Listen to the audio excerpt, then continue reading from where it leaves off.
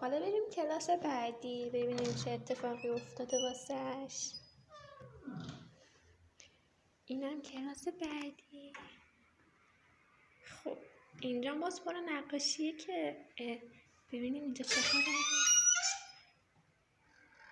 وای چقدر وسایل، چقدر کتاب.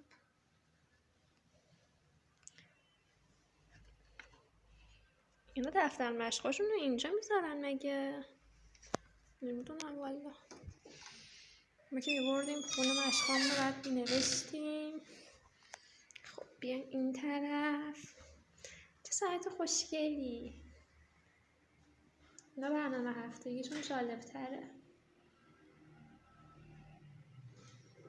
خب بذار از نیمکت رد شم. عکس بچه ها را چه با مزه. هیچی نه. نصفش عکسه نصفش نقاشی. بازم میایم سراغ نقاشی ها. اینا که هم بچه ها شما میشناسین؟ حقیقتش من که نمیشناسم. خب دیگه بچه ها ما بریم فعلا خداحافظ.